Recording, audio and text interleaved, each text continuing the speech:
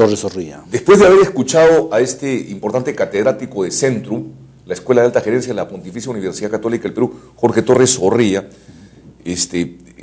¿cuál es, digamos, el corolario? O sea, finalmente los tenedores de aportaciones del FONAVI del 92 para atrás, del año 92 para atrás, podrían reclamar un derecho. Los del 92 para adelante, no. Claro, como de acuerdo a lo que se ha dispuesto, a partir del 92 ya esa contribución se convierte en un impuesto, ¿no? Entonces eso ya no sería muy fácil de lograr que se devuelva, pero hasta el 92 sí. Pero esa es una parte del problema, porque en realidad el problema tiene varias aristas. La identificación concreta de los usuarios que estarían en disposición de recibir ese beneficio en caso de que se dé el sí en el referéndum, en realidad no está muy definida, porque el Estado ha sido bien claro diciendo que no tiene información, no tiene data de quiénes son. No tiene data. Entonces lo único que podría hacerse es que esta asociación que está vigente, esta asociación de fonavistas, puedan acreditar fehacientemente con sus boletas de pago. En otras palabras, solamente los que tengan, el papelito a la mano podrían... Y desafortunadamente nosotros no tenemos la cultura del orden, ¿no? Entonces hay muchos que no guardamos o no conservamos las boletas de pago, entonces difícilmente vamos a poder acreditar. José Luis, ahora, otro argumento en contra, digamos, de los fonavistas, si se quiere, que me comentabas en internos, el gobierno también podría argumentar que invirtió, digamos... claro, que si nosotros hacemos un buen análisis de esa situación, se podría presentar la siguiente figura, ¿no? Si, por ejemplo, de los fonavistas que han aportado hasta el 92, que hayan aportado un equivalente a 100. Entonces, de los 100 que estarían, digamos, en facultades de que puedan reclamarlo, el Estado podría decir, bueno, de esos 100, en esos años, el Estado ha invertido en la construcción de viviendas, en la habilitación de las zonas para las habilitaciones urbanas, ha invertido una cantidad como de 60. Entonces, de esos 100 que habían aportado, solamente tendrían disponibilidad para poder devolver esos que son 40, ¿no? La diferencia. Eso también podría ser otro argumento. Y la otra cosa que también está, que todavía no se ha enfocado, pero también podría surgir como un problema, es de que la empresa, porque tú sabes que esta contribución, una parte la daba el empleador y otra parte la daba el empleado. Entonces, tranquilamente la empresa también podría argumentar de que, bueno, si le devuelven a él, que también me devuelvan a mí. Entonces ahí el problema sería mucho mayor, ¿no? De acuerdo. Y bueno, una complicación adicional que es de no muy fácil manejo, ¿no? De acuerdo. Vamos a continuar viendo entonces la segunda parte del reportaje realizado por el ingeniero José Luis Amado, que nos acompaña en esta oportunidad y que forma parte del equipo de Hora 8. Bien, amigos, continuamos con el profesor Jorge Torres Zorrilla. Profesor, en caso de que se finalmente saliera la opción del sí para la devolución del FONAVI, ¿esto sería viable? Bueno, ya lo ha dicho el presidente Alan García, que en estos momentos el Estado, el gobierno, no tiene el presupuesto para financiar devoluciones inmensas que alguien estaría calculando en determinados niveles. Ha dicho inclusive que primeras aproximaciones indican que tendríamos que subir los impuestos y en especial el impuesto el IGB, el impuesto general a las ventas, que es el equivalente al impuesto del valor agregado en todo el resto del mundo, ¿eh?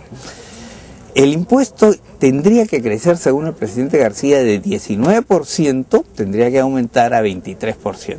Imagínense, es una carga tributaria, pero así en demasía, y sería el impuesto al valor agregado, el impuesto a las ventas más alto del mundo, ¿eh? Pero ese tipo de declaración también le ha costado una denuncia internacional en estos momentos, ¿no? Que la asociación de fonavistas... Claro, cualquiera puede presentar una denuncia internacional. El presidente sabe muy bien lo que habla y sabe muy bien que eso no tiene mayor asidero, ¿no? Pero el hecho es de que se tendría que considerar altísimos incrementos de impuestos para financiar esta, entre comillas, devolución, ¿no?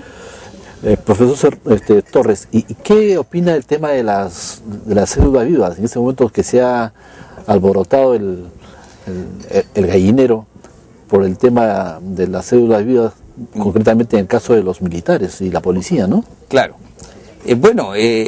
Todos sabemos que esta reacción que ha habido sobre el caso de la cédula viva, la eliminación de la cédula viva que propone la ministra Mercedes Arauz del MEF, ella propone que para poder financiar un aumento razonable de sueldos tanto al personal de la policía como al personal de la Fuerza Armada, tendríamos que poner en primer lugar, arreglar las cuentas de la caja militar policial, ¿no? Sabemos que la caja militar policial está quebrada. ¿Por qué? Porque no puede financiar las jubilaciones y las jubilaciones de los miembros de la Fuerza Armada. Pero eso también tiene que ver con el manejo que se ha tenido esa caja, ¿no? Además de que las jubilaciones son inmensas, ha tenido un mal manejo los fondos de la caja, entonces de alguna manera hay que arreglarlo. Entonces, hay un precedente, ya se eliminó la cédula viva para los trabajadores del Estado, los trabajadores del sector privado y los trabajadores de las empresas estatales. Recuerden, eso ya sucedió.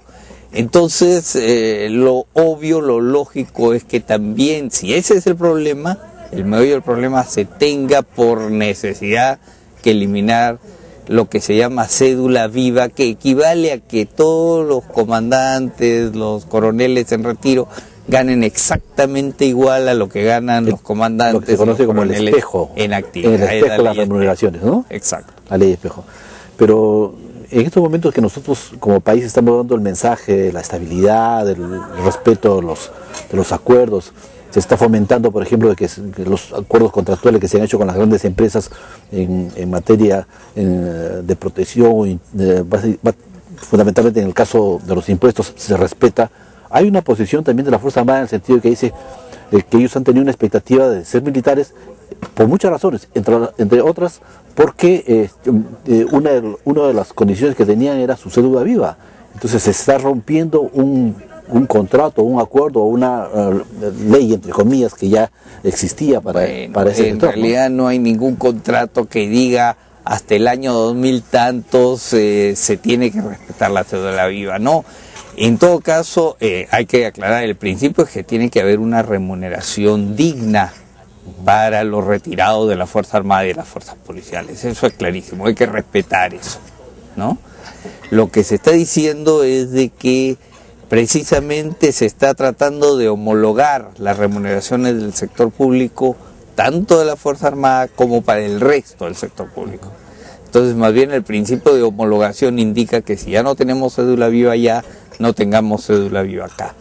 En todo caso, yo entiendo que la situación es negociable en el sentido de que la cédula viva debe desaparecer por esta homologación, pero se debe considerar las pensiones dignas que se requieren para los generales, coroneles, comandantes, los oficiales.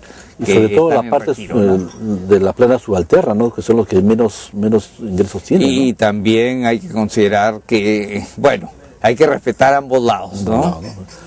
Y además se ha asegurado que en realidad no había un decremento de sus ingresos, lo que ha sucedido, por ejemplo, con la experiencia en otros regímenes privados del Estado, incluso donde la eliminación de la cédula de vida ha incluso motivado una disminución de sus ingresos.